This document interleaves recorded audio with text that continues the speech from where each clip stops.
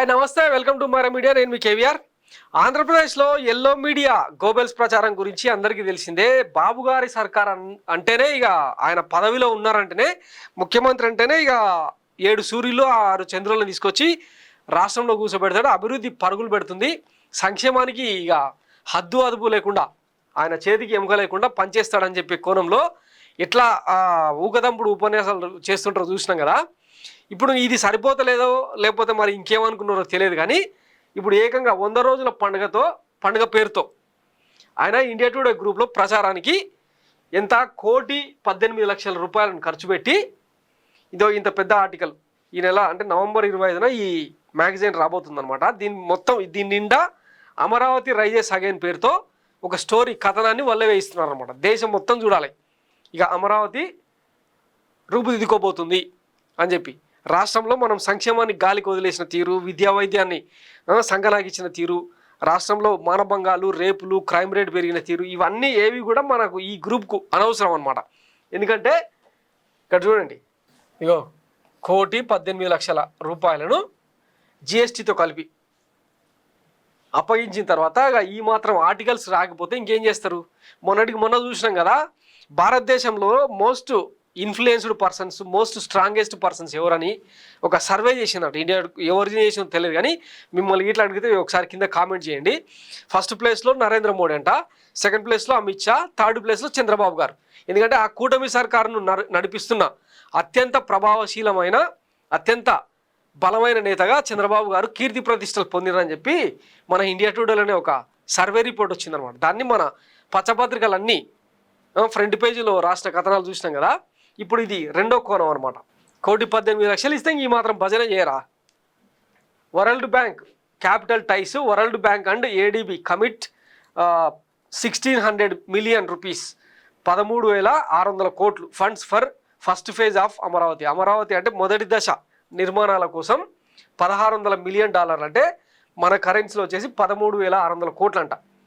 తర్వాత all old tenders shelved, fresh estimates to favour project completion in 2 years. So రాబోయే 2 నెలల్లో ఈ తొలిదశ project నిర్మాణాన్ని పూర్తి చేసేందుకు పాత టెండర్లు అన్నీ రద్దు చేసి కొత్తగా మళ్ళీ బిడ్డింగ్ చేస్తారనమాట.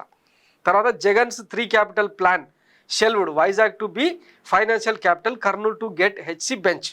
సో ఇప్పటికే చూసినాం కదా, అసెంబ్లీ సాక్షిగా 3 రాజధానుల పాట పాడినా కూడా అమరావతి అదేంది కర్నూలులో హైకోర్టు బెంచ్ని తీసేసి మళ్ళీ అమరావతికి తరలిస్తామని చెప్పినా కూడా ఎవరు అడగొద్దు అన్నట్టు.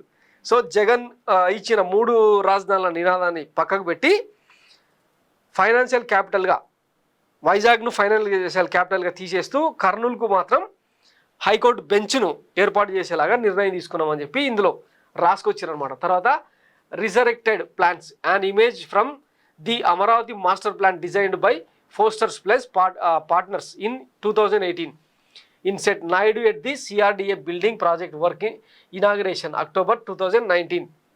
సో ఆ రోజు సిఆర్డిఏ పేరుతో ఆయన శంకుస్థాపన చేసిన ఫోటోతో కలిపి ఈ అమరావతికి సంబంధించిన పప్పుగుత్తి నిర్మాణాలు, ఇడ్లీ పాత్ర నిర్మాణాలు ఇవి ఉంటాయి కదా, ఇది పోస్ట్ చేశారనమాట ఇండియా టుడేలో. ఎంత దేనికోసం? 1,15,00,000 డబ్బుల కోసం అనమాట. డబ్బులు ఇస్తే ఎవరైనా చేస్తారు కదా.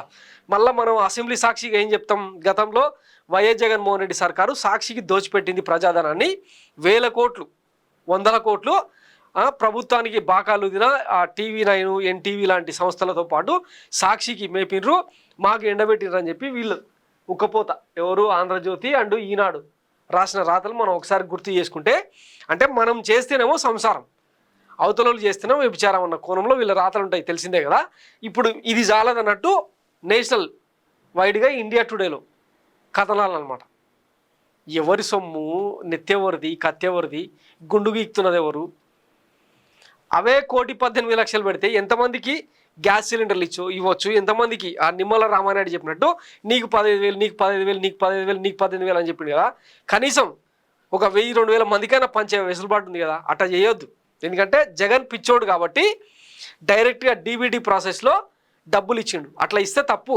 జనాలు అడగాలి, వాళ్ళ కడుపు మాడాలి, మాడిన తర్వాత అప్పుడు అడిగితే ఇచ్చేది సంక్షేమం అనమాట.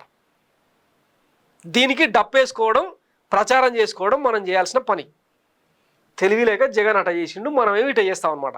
ఇంకా చూస్తూనే ఉండండి, అమరావతిలో ఇటుక పెట్టేటప్పుడు దానికి ప్రాజెక్టులు డిజైను బయటకు వచ్చినప్పుడు, కొత్తగా టెండర్లు పిలిచినప్పుడు ఇక కథనాలు మనం చూడలేంలే. జీవితం మీద విరక్తి వచ్చి చీ బతుకు అని అనుకునేదాకా తీసుకోపోకపోతే చూస్తూ ఉండండి. ఎందుకంటే ఈ పచ్చపత్రికల నేలబారు రాతలు ఏందో చూస్తూనే ఉన్నాం కదా. ఇక్కడ చూడండి, వైకాపా హయాంలో వృద్ధి నేలబారు అంట 2022-23తో పోలిస్తే జిఎస్డిపి వృద్ధిలో 3.1% తగ్గుదలనట. 6 నెలల్లోనే మనం జిఎస్డిపి వృద్ధిని అమాంతం పెంచేసినాం అన్నట్టు. ఎట్టా మద్యం టెండర్లు, లిక్కర్ టెండర్లు ఇవన్నీ మన వాళ్ళకి ఇచ్చి సంపద అక్కడ సృష్టించినాం కదా, అది జిఎస్డిపి అనమాట. అట్లా అర్థం చేసుకోవాలి. సో ఇది బాబు గారి ప్రచార యావకు రాష్ట్ర ప్రజల రక్తమాంసాలు ఖర్చు పెట్టి ఇస్తున్న పైసలు ఇట్లా పోతా ఉన్నాయి అనమాట. థ్యాంక్స్ ఫర్ వాచింగ్ మరో మీడియా. నేను మీ కేవీఆర్. Thank you.